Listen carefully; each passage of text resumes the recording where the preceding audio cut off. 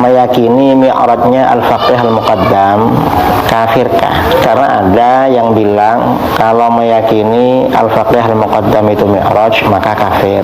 Dan ini orangnya kurang teliti baca kitab. Mi'raj 70 kali, leluhurnya bisa membuat rantai dari emas. Luar biasa itu, dicekoki umat Islam Indonesia dengan khurafat. Karomah dan khurafat itu beda. Mi'raj para wali Allah dalam dunia tasawuf ada enggak? Ternyata ini di dalam kitab Kashful Hijab Warran an Wajahi As'ilatil Jan karangan Imam Al-Arif Billah Abdul Wahab Asy'arani. Mereka para jin bertanya kepadaku tentang para wali Allah, apakah benar salah seorang mereka ruhnya dibawa pergi ke langit Mi'raj, dan jika hal itu benar sejauh mana ruh mereka sampai? Kalau di dalam kitabnya Imam Asy'arani itu menulis keramat-keramat para aulia. Walinya ada, keramatnya zahir, orang tahu semua, ditulis oleh Imam Asy'arani, itu namanya keramat. Tapi kalau orang biasa yang tidak ada keterangan dia ulama, kemudian disebutkan keramatnya, itu namanya khurafat. Aku menjawab kepada mereka, para ulama sufi muhakkikun telah menjelaskan bahwa para wali Allah memiliki pengembaraan ruhani, isra ruhani ke langit, seperti mimpi yang dialami manusia biasa. Masing-masing mereka memiliki derajat yang maklum yang tidak akan dilampauinya ketika hijab ma'rifat terbuka baginya. Maka setiap tempat yang terbuka hijab di situ, maka berhasillah apa yang menjadi tujuannya. Di antara mereka para wali ada yang mi'raj atau isra antara langit dan bumi. Di antara mereka ada yang sampai ke langit dunia. Di antara mereka ada yang ruhnya naik mi'raj ke Sidratul Muntaha, sampai ke kursi dan sampai ke arasy. Itu namanya khurafat, cerita-cerita palsu. Untuk apa tujuannya? Glorifikasi leluhur mereka yang tidak mau kalah dengan wali-wali lain yang ditulis keramatnya. Kalau Syekh Abdul Qadir Jailani, mi'raj ruhani atau isra ruhani para aulia ini suatu yang maklum di dunia tasawuf, jangan dikafirkan, dan dalilnya banyak. Keramatnya zahirun muntasyarun, itu ditulis dan ada saksi dari kitab-kitab yang satu masa dengan Syekh Abdul Qadir Al-Jailani.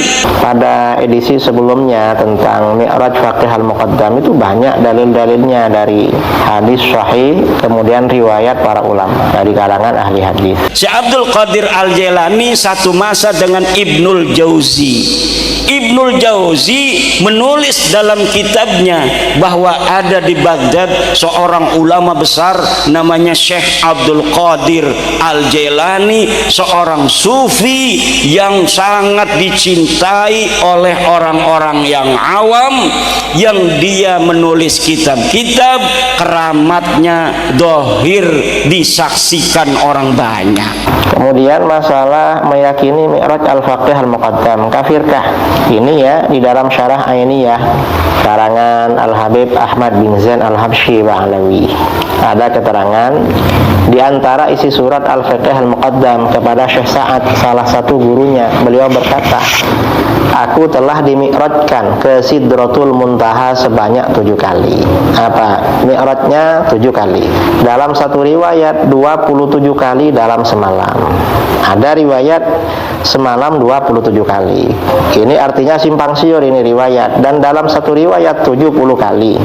Tapi kalau faqih muqaddam Ba'lawi, leluhurnya Kabib-Kabib yang katanya bisa mi'raj 70 kali, saya cari nama faqih muqaddam di abad ke-6 dan ke-7 Hijriah, ada tidak ulama yang mencatat seseorang yang bernama faqih muqaddam? Tidak ada. seseorang yang bernama Faqih Muqaddam. Yang 70 kali gak menyebutkan satu malam, yang menyebutkan satu malam cuma 27 kali.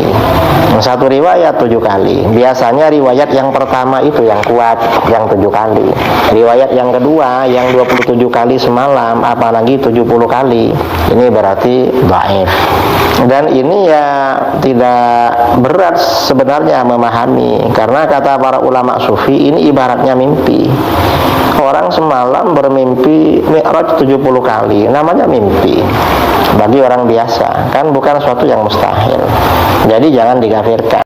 Assalamualaikum warahmatullahi wabarakatuh. Apa kabar teman-teman semua? Semoga baik-baik saja. Pada kesempatan kali ini saya mau berbagi ceramah agama dari Kiai Haji Imaduddin Usman Al-Bantani yang membantah tentang pernyataannya Idrus Romli. Yuk, seperti apa alur ceritanya? Langsung saja menuju ke videonya. Let's go! Dia orang Tarim, dia orang Yaman. Kitab di abad ke-7, ke-8 banyak sudah ditulis tentang ulama. Siapa saja yang ada di Tarim, tidak ada yang menyebut seseorang bernama Faqih Muqaddam yang dianggap wali dan keramat pada masa dia hidup, apalagi bisa mi'raj ke langit 70 kali dalam sehari. Ayat. Jadi ini sebenarnya masalah ringan ya, nggak perlu dikafirkan. Dan apakah mi'rajnya Faqih Muqaddam harus diyakini? Nggak apa-apa diyakini, nggak yakin juga nggak apa-apa, karena ini bukan akidah. Di dalam Tarikh Ibnu Hisan tidak ada berita tentang Faqih Muqaddam, tetapi kemudian ketika dicetak oleh Muhammad Al-Habsyi, di dalam versi cetaknya itu ada nama Faqih Muqaddam. Akhirnya saya sekarang berkesimpulan, sejarah Indonesia pun tidak aman dari pembelokan-pembelokan pada masa lalu. Orang-orang yang sudah jelas pahlawan seperti Imam Bonjol, kemudian nasabnya disimpangkan ke Baklawi. Katanya Imam Bonjol itu marganya bin Syihab, Pangeran Ponegoro marganya itu macam-macam, itu dibelokkan. Di Ponegoro marganya apa katanya?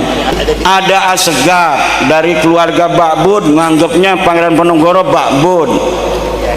Kemudian dari keluarga bin Yahya nganggapnya bin Yahya. Nah, nanti yang benar yang mana? Semuanya pengen leluhur mereka dianggap pahlawan, walaupun mereka yakin itu pahlawan palsu. Kenapa mereka enggak takut kepada Allah ketika mereka memalsukan itu? Ini pertanyaan besar. Kok kayak enggak takut sama Allah? Kok enggak kayak percaya adanya hari hisab? Mereka tahu Pangeran Diponegoro itu adalah putra daripada Hamengkubuwono III. Udah tahu ada sejarahnya. Dia asli orang Jawa.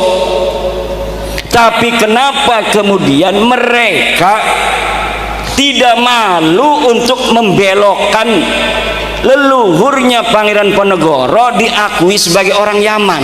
Ini tidak masuk akal-akal yang akal-akal fitri. Ini ada masalah dengan akal mereka ini. Kalau sampai ketahuan apa enggak malu? Buktinya sekarang sudah ketahuan, tapi pelanga-pelongo bayar orang aku. Kemeliti.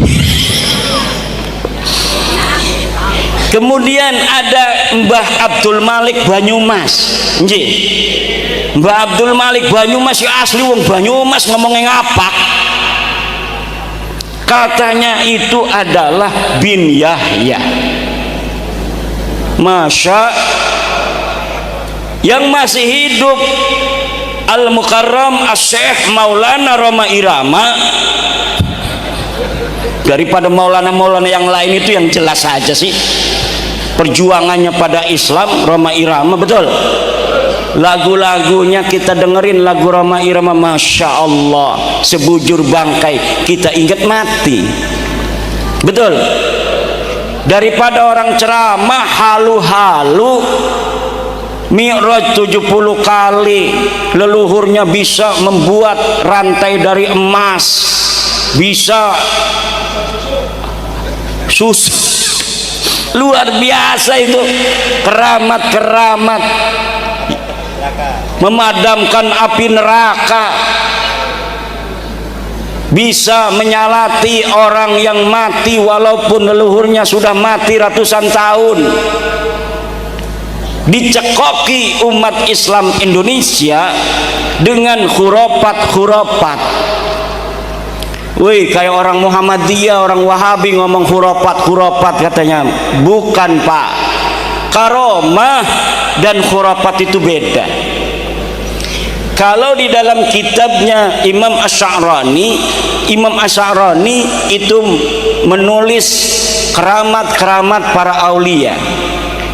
Walinya ada, keramatnya zahir, orang tahu semua, ditulis oleh Imam Asy'arani, itu namanya keramat. Tapi kalau orang biasa kayak Muhammad Shahib Mirbad yang tidak ada keterangan dia ulama, kemudian disebutkan keramatnya, itu namanya khurafat, cerita-cerita palsu. Untuk apa tujuannya? Glorifikasi leluhur mereka yang tidak mau kalah dengan wali-wali lain yang ditulis keramatnya. Kalau Syekh Abdul Qadir Jailani keramatnya zahirun muntasyarun, itu ditulis dan ada saksi dari kitab-kitab yang satu masa dengan Syekh Abdul Qadir Al-Jailani. Syekh Abdul Qadir Al-Jailani satu masa dengan Ibnul Jauzi. Ibnul Jauzi menulis dalam kitabnya bahwa ada di Baghdad seorang ulama besar namanya Syekh Abdul Qadir Al-Jailani, seorang sufi yang sangat dicintai oleh orang-orang yang awam, yang dia menulis kitab-kitab keramatnya dohir, disaksikan orang banyak. Tapi kalau Faqih Muqaddam Ba'lawi, leluhurnya Kabib-Kabib yang katanya bisa Mi'raj 70 kali, saya cari nama Faqih Muqaddam di abad ke-6 dan ke-7 Hijriah. Ada tidak ulama yang mencatat seseorang yang bernama Faqih Muqaddam? Tidak ada seseorang yang bernama Faqih Muqaddam. Dia orang Tarim, dia orang Yaman. Kitab di abad ke-7, ke-8 banyak sudah ditulis tentang ulama. Siapa saja yang ada di Tarim, tidak ada yang menyebut seseorang bernama Faqih Muqaddam yang dianggap wali dan keramat pada masa dia hidup, apalagi bisa Mi'raj ke langit 70 kali dalam sehari. Aya.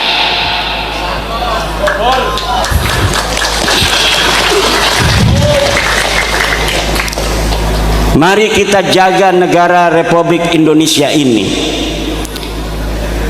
Tugas besar bagi putra-putri Indonesia. Pembelokan sejarah yang terjadi baik dari sisi peradabannya maupun kemudian sejarah masuknya Islam di Indonesia, tugas besar.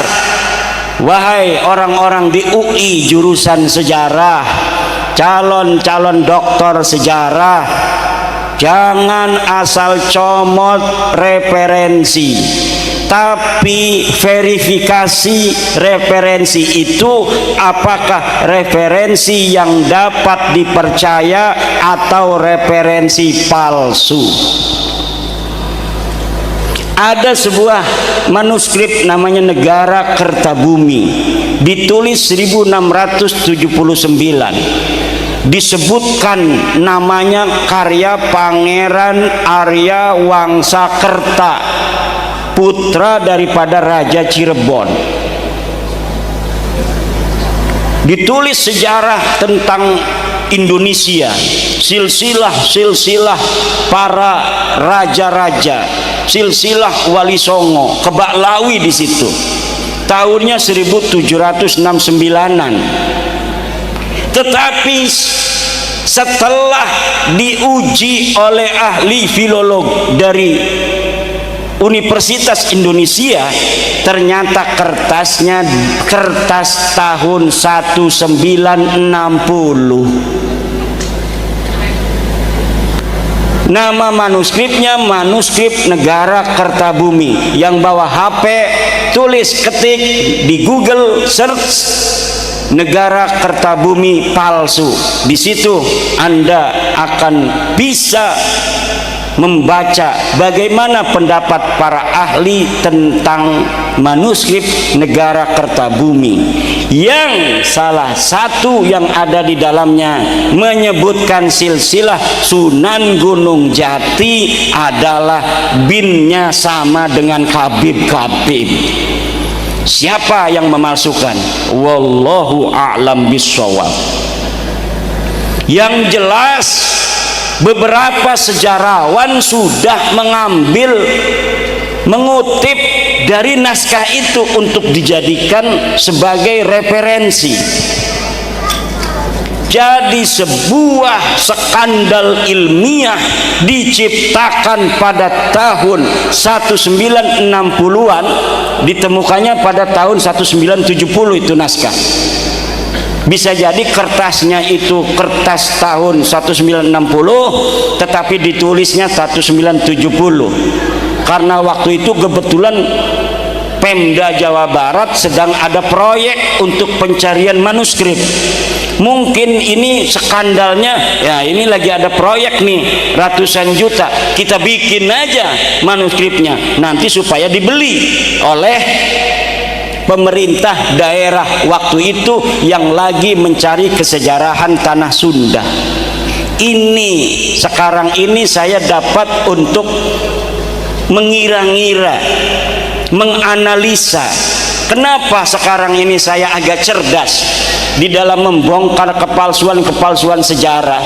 Karena semenjak saya meneliti nasab Ba'lawi yang sudah terbukti bukan keturunan baginda Nabi besar Muhammad sallallahu alaihi wasallam ini, saya banyak membaca kitab-kitab sejarah Ba'lawi yang setelah dikolaborasi dan dimuqabalah dengan kitab-kitab lainnya, ternyata sejarahnya palsu.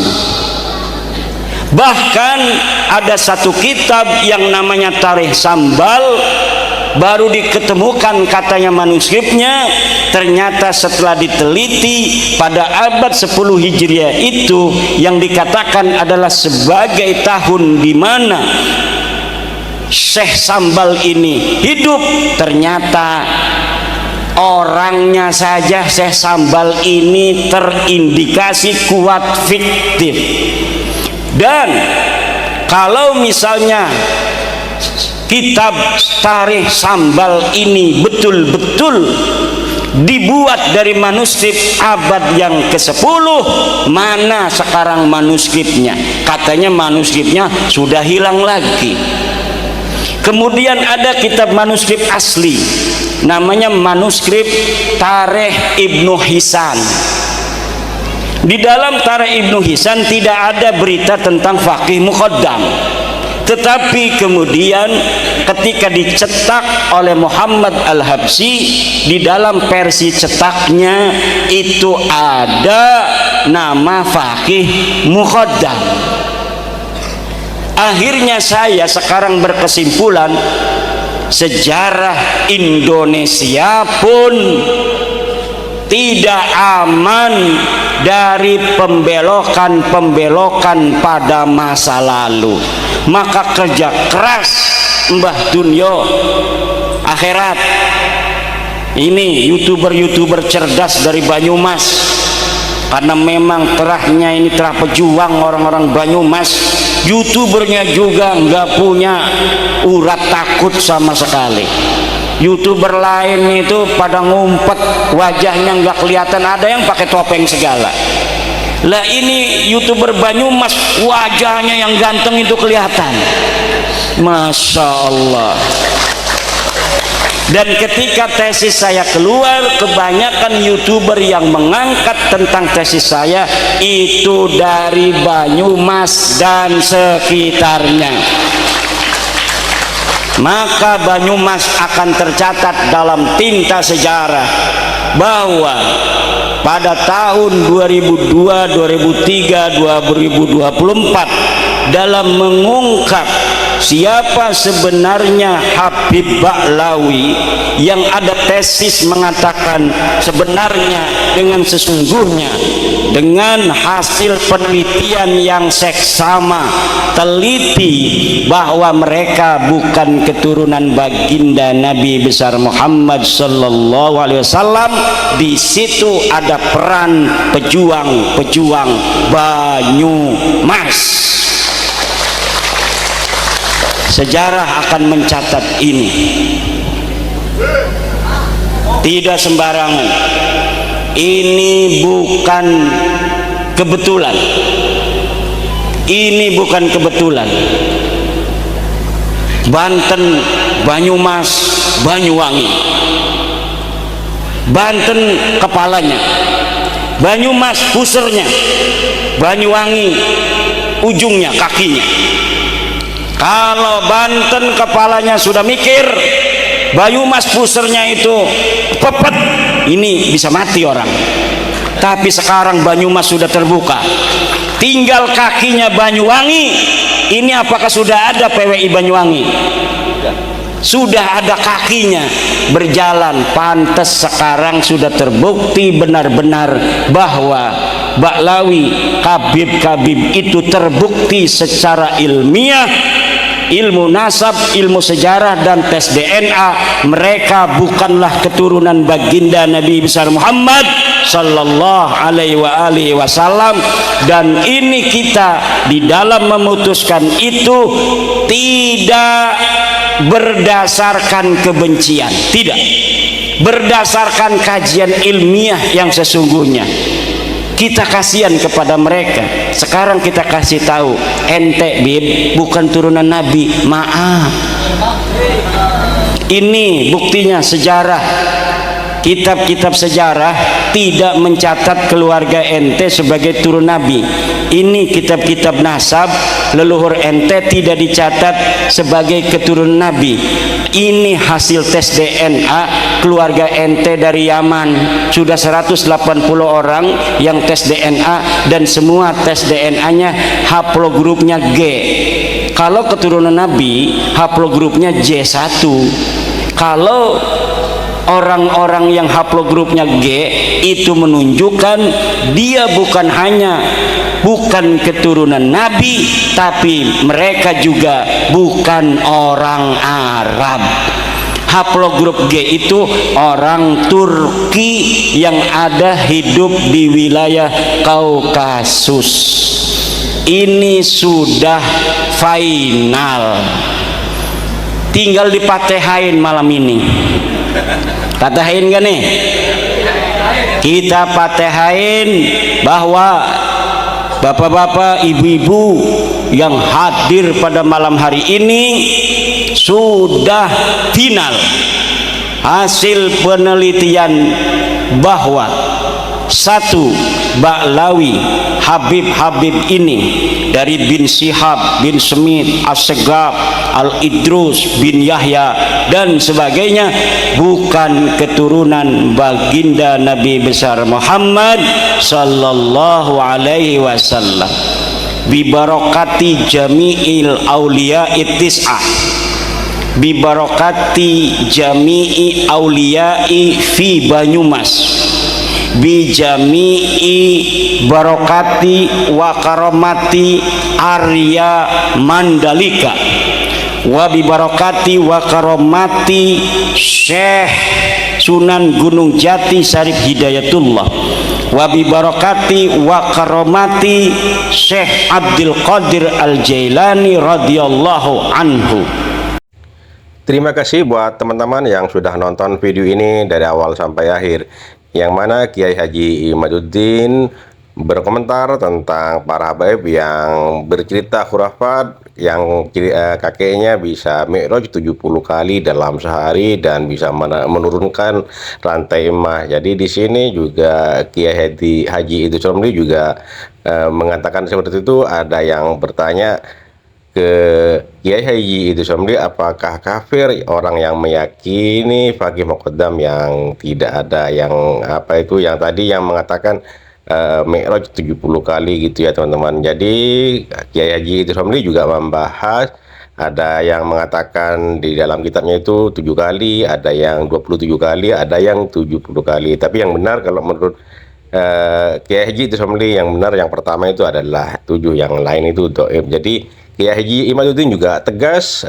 membantah tentang para habaib yang mengatakan cerita-cerita khurafat yang mengatakan mi'raj 70 kali. Dan Faqih Muqaddam juga diturut dikomentari karena Kiai Haji Imaduddin Usman sudah mencari tokoh-tokoh. Pada saat itu ternyata Faqih Muqaddam itu tidak ada. Terima kasih buat semuanya, sampai jumpa di video selanjutnya. Wassalamualaikum warahmatullahi wabarakatuh.